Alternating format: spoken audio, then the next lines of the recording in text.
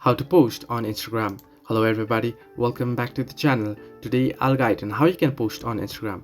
Well, posting on Instagram is quite simple and easy, so let me guide you through. Simply open up the Instagram app and you'll get an interface like this. Now, to be able to post, what you want to do is tap on the plus icon at the bottom of the screen. You can see at the middle bottom, you can see the plus icon there. Simply tap on it and you'll be able to choose new post here. You can see new post. Now you can either add pictures or either you can add videos from your gallery.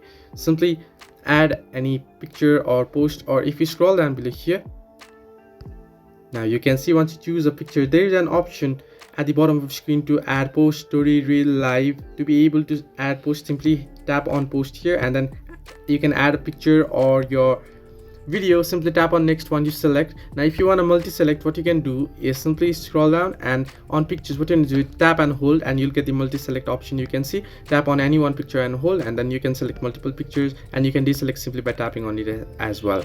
So simply select the pictures that you want to upload and then tap on next option, and once you tap on next, you'll be able to choose filter for your particular pictures as well. As you can see here, you can choose pictures from filters from down below here and tap on next option here, and you'll be able to tag people and write a caption by tapping on write a caption, add location, add reminder. You'll be able to boost post as well, and then you'll be able to share to Facebook as well. Simply tap on share option at the top right corner of your screen and your post will be posted here, and once you head into your profile, you'll be able to view your post there once it uploaded. You can see right there. So this way you can post on Instagram. Hope this helped you. Do like and subscribe, and do not forget to leave a comment down below if you have any further issues.